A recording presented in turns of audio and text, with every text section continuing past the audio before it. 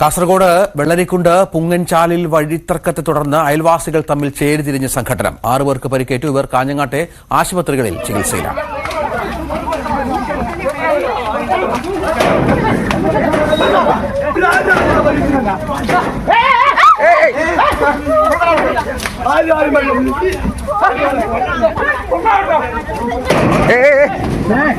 വേണ്ടാത്ത പണിക്കല്ലോ.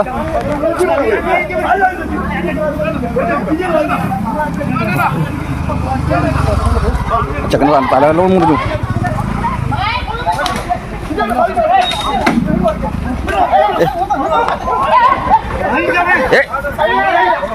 എന്തെങ്കിലും എല്ലാം ആയി തീർക്കൊന്നും ഇടാം. സുമേട്ടാ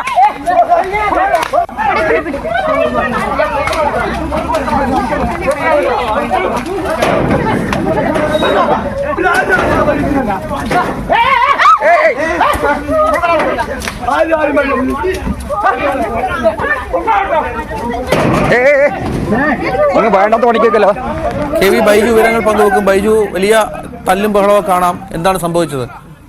രഞ്ജിത്തെ, വെള്ളരിക്കുണ്ട് പോലീസ് സ്റ്റേഷൻ പരിധിയിലെ പുങ്ങൻചാൽ എന്ന് പറയുന്ന സ്ഥലത്താണ് ഈ സംഭവം നടന്നത്. ഇന്നലെ വൈകിട്ടോടെയായിരുന്നു സംഭവം. വഴി തർക്കത്തെ തുടർന്ന് അയൽവാസികൾ തമ്മിൽ ചേരി തിരിഞ്ഞ് ഏറ്റുമുട്ടുന്ന ഒരു സംഭവമായിരുന്നു. ആ ദൃശ്യങ്ങളാണ് പുറത്തു വന്നത്. 6 പേർക്ക് ഈ സംഭവത്തിൽ പരിക്കേറ്റിട്ടുണ്ട്.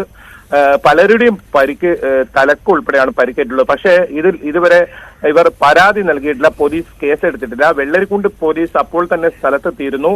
എന്തായാലും ഒരു മധുസൂദനൻ എന്ന് പറയുന്ന ഒരാളുടെ ഒരു സ്വകാര്യ വ്യക്തിയുടെ വഴിയായിരുന്നു. ആ വഴി തർക്കവുമായി ബന്ധപ്പെട്ട് 2 വർഷമായി കോടതിയിൽ കേസ് നടക്കുന്നുണ്ട്. ഈ റോഡ് വീതി കൂട്ടുകയും അതുപോലെ തന്നെ കുഴിയടക്കാനും ശ്രമിച്ചപ്പോഴായിരുന്നു ഈ സംഘടന ഉണ്ടായത്.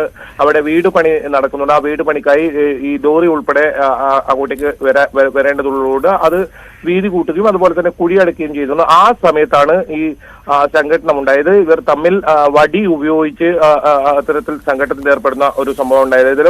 ഇതിൽ കാഞ്ഞങ്ങാട് ജില്ലാ ആശുപത്രിയിൽ 2 പേരെയും അതുപോലെ തന്നെ മാവുങ്കാലിലെ ഒരു സ്വകാര്യ ആശുപത്രിയിൽ 4 പേരെയും പ്രവേശിപ്പിച്ചിട്ടുണ്ട്. ഈ സംഭവത്തിൽ പോലീസിന് ഇതുവരെ പരാതി ലഭിച്ചിട്ടില്ല. പരാതി ലഭിച്ചാൽ കേസെടുക്കുമെന്നാണ് പോലീസ് പറയുന്നത്. സംഭവത്തെ കുറിച്ച് പോലീസ് കൂടുതൽ അന്വേഷിച്ച് വരുന്നത്രേ. ഏതായാലും വഴിത്തർക്കവുമായി ബന്ധപ്പെട്ട ഒരു സംഘർഷം അത് പിന്നീട് വലിയ തോതിൽ ഇത്തരത്തിൽ കൂട്ടത്തല്ലിലേക്ക് കലാശിക്കുകയായിരുന്നു. രഞ്ജിത്ത്.